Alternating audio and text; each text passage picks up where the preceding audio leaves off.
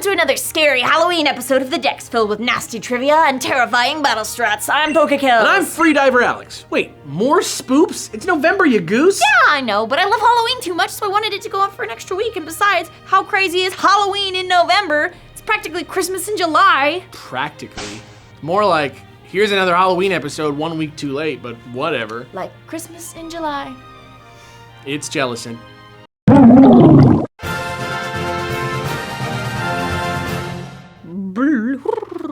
Jellicent is the floating Pokemon. It's a water ghost type from Gen 5 that evolves from Frillish. Plus, the male version is a dead ringer for the King of Town.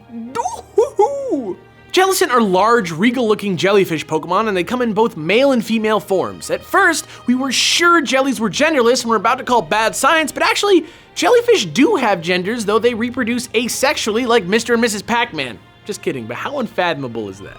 Speaking of fathoms, Jellicent live deep down in huge underwater castles. I like to imagine that they live complete with an entire underwater court of jelly knights and jelly maids, but it's kind of hard because it turns out those castles are actually made of ships Jellicent dragged underwater.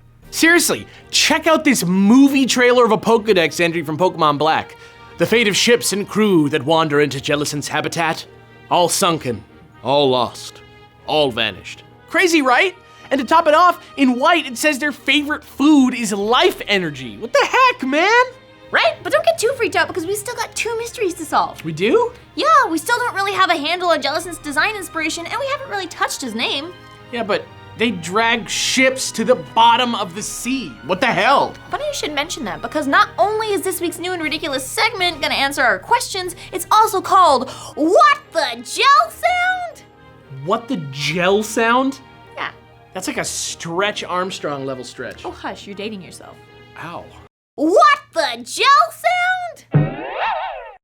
So, obviously, the main word in Jellicent's English name comes from jellyfish, which is actually kind of a misleading bad sciencey name for the creatures, since they're not really fish at all. In fact, most scientists these days consider them to be sea jellies. The other word in its name could be magnificent in reference to its royal look and attitude. I mean, look at that Pringles stash or the female's bubbly Elizabethan collar. Or it could be translucent as a nod to Jellicent's ghost typing, or just like the weird see-through, floaty, wispy way you might describe a jellyfish as a little ghost to the sea. Gosh, they're weird. No nervous system, no brain, just those loose, floaty flesh nerves. Get out of town with that creepy mess. Okay, now back to names. In Japanese, its name is Burungel, which kind of means blue angel, and in French it's Moyada, which means drowning Medusa. That's cool because so many cultures refer to actual jellyfish as their language's word for Medusa. Right? But my personal favorite is Apocalypse, which is German, and it roughly translates to something like apocalyptic jellyfish polyp.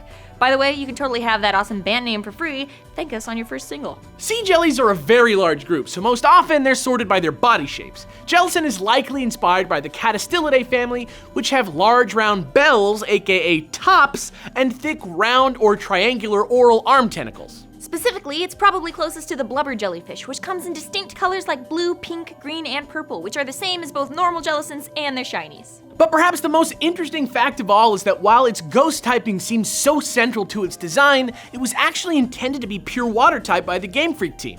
The ghost typing was added to balance out type frequency, much to its original designer's dismay. Yeah, apparently it was originally supposed to seem much more friendly with more of a focus on the sea royalty angle. So cute, and actually looking at them in that light, they don't really seem too sinister looking at all. How about that?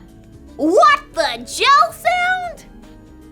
Isn't that cute? Think of the little jelly kingdom that could have been. It's like Adventure Time. Yeah, but you know what's not friendly? Battling. Gen 6 Jellicent battle strats start right now! Adventure Time! Gen 6 Jellicent battle strats. Man, try saying that 5 times fast. No.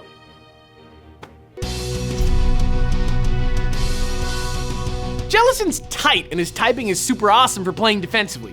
Get a bold one and super train it in HP for sure, and then defense since its special defense stat is so buff to begin with. This guy's gonna crush it. Your bread and butter here is gonna be Recover, since you're gonna be taking so many hits, but augment it with Scald to slowly whittle down your opponent's HP and possibly even burn them. Double down on the burn zone with Will-O-Wisp for when you gotta be sure, and prevent healing and setups with Taunt. Any way you slice it, your opponent's gonna have a major headache when you're done with them. Also, make sure you've got the ability Water Absorb for easy switch-ins and hold leftovers because let's face it, all HP recovery is good HP recovery. And that's that.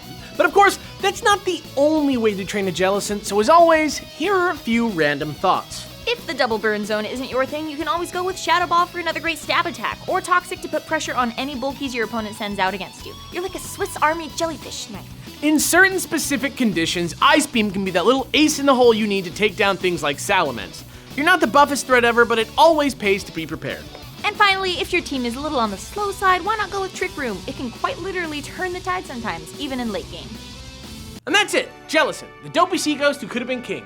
What a great transition from spooky back to friendly. And speaking of spooky friendlies, while you're at theyeti.com buying the dope new deck shirts you see here, why not pick up the new sticker set of cute little Spookymon by the very same artiste that did our Victini shirt, Whiskey.